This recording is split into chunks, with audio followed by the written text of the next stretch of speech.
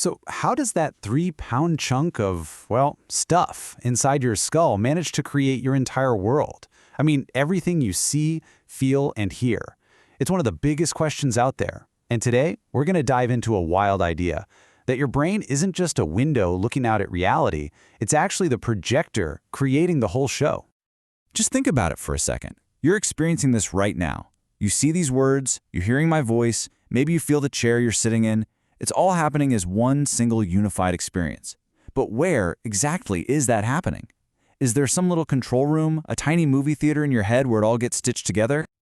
You know, this isn't just a late-night philosophical question. It's got a name, the binding problem. And it is a massive challenge for neuroscience. It's the ultimate puzzle. How does your brain, with all these different parts doing different jobs, weave it all into the seamless movie of your life? All right, so to really get our heads around this grand illusion, we've got to first look at how the brain actually builds this inner movie piece by incredible piece. See, your brain is what you'd call incredibly decentralized.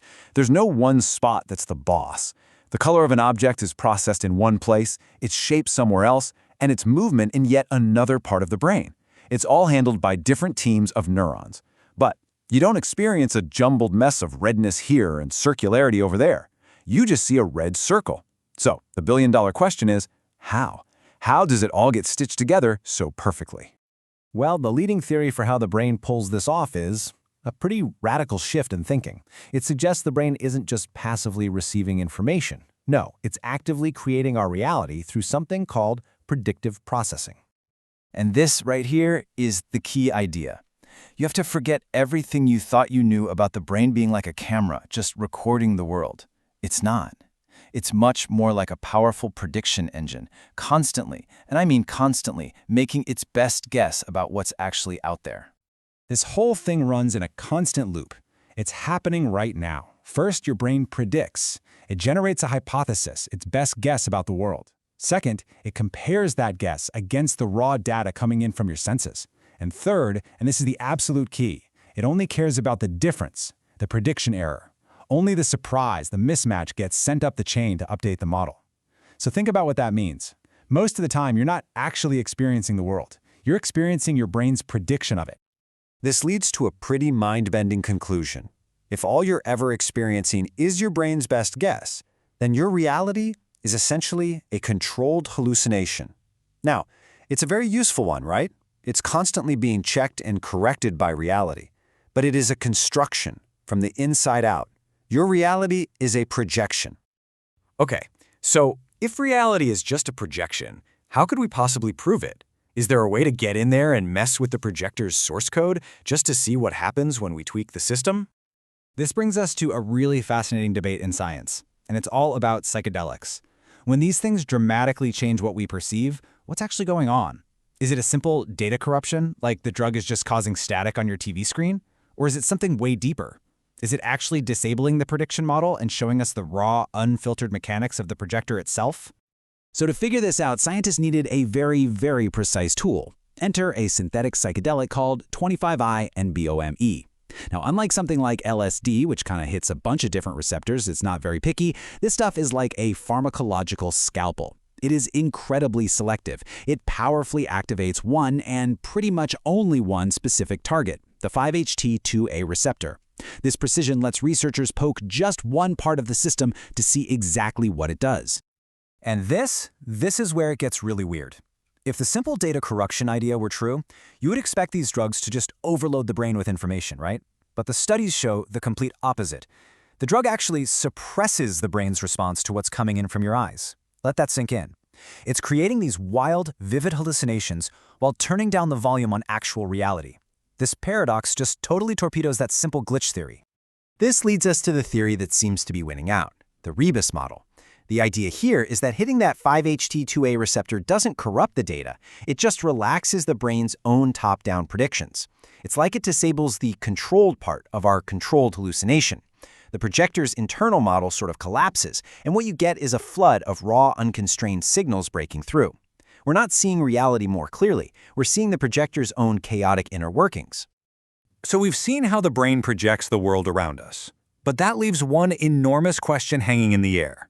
Who, or what, is the you that's sitting in the theater watching this inner movie?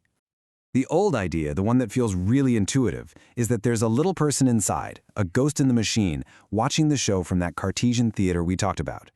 But modern neuroscience, well, it finds absolutely no evidence for that little guy. The modern model is way more interesting. It says the self isn't a thing. It's a process, a really, really sophisticated one, called the phenomenal self model. Here's the mind bender. The self that you feel you are is just another part of the brain's grand projection. It's generated by this phenomenal self model. This is your brain's real-time simulation of you. It's what creates that feeling of being a single I at the center of everything, the feeling that this body is yours and that you're the same person you were 5 minutes ago. So why does it feel so incredibly real? It's because of a feature called transparency. The self-model is so seamless, so perfect, that we don't see it, we see through it, like looking through a perfectly clean pane of glass. The model is so good that we mistake the representation for the real thing. And that is what creates that powerful, undeniable feeling of being a solid, continuous self who is living this life. Okay, we've covered how the brain projects objects and even the self. But the projection goes even deeper. It actually constructs the very stage the movie is playing on, space and time themselves. Take a look at this. It highlights a huge conflict between physics and our own experience. According to Einstein, we live in a block universe where the past, present, and future all exist kind of all at once. Time doesn't really flow. But that's not what it feels like, is it? We feel a now that's constantly slipping away, moving forward. So where does that feeling of flow even come from? Well, neuroscience has a fascinating answer. Our present moment isn't some infinitely small point in time. It's actually a neurological construction called the Specious Present. You can think of it like a little temporal window, maybe a few seconds long, where your brain bundles events together to create the feeling of now. You're not perceiving an instant, you're perceiving a short, constructed chunk of time. So why does this window seem to move forward? The answer is kind of shocking, and it comes from thermodynamics. To make a memory, your brain has to create an ordered state in its physical structure. And the second law of thermodynamics says that to create order in one spot, you have to increase the total disorder or entropy of the universe. It's a one-way street. It's irreversible. That flow of time we feel, that's just the subjective experience of our brain being a physical engine, irreversibly burning its way into the future to lay down a record of the past. And this brings us to the ultimate final revelation.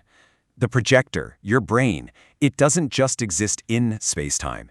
The very process of the brain generates the phenomenal space-time that you are experiencing right now.